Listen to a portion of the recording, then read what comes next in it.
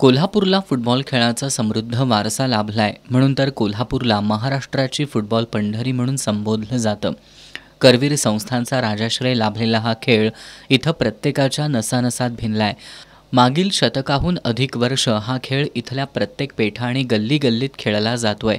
त्यामुळं कोल्हापूरच्या फुटबॉल प्रेमींना नेहमीच प्रतीक्षा असते ती फुटबॉल हंगामाची. आता ही प्रतीक्षा लवकरच संपणार आहे. येत्या 1 डिसेंबरपासून KSA लीगनं या फुटबॉल हंगामाला सुरुवात होणार आहे. पुढं जवळपास 6 महिने हा हंगाम छत्रपती शाहू स्टेडियमवर सुरू राहणार आहे. या हंगामासाठी सध्या मैदानाचं काम अंतिम टप्प्यात आलंय.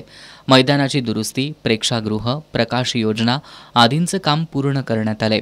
वरिष्ठ अ आणि कनिष्ठ ब गटातील सर्व संघांची नावं नोंदवून सरावाला सुरुवात करण्यात आली आहे.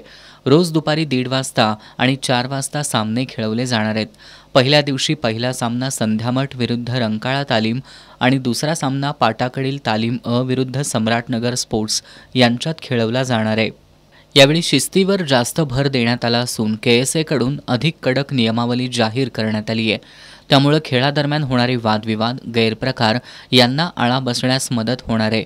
एकंदरीत फक्त मैदानाचीच तयारी नाही तर हंगाम शांततेत पार पाडण्यासाठी सुद्धा KSAनं कंबर कसली आहे.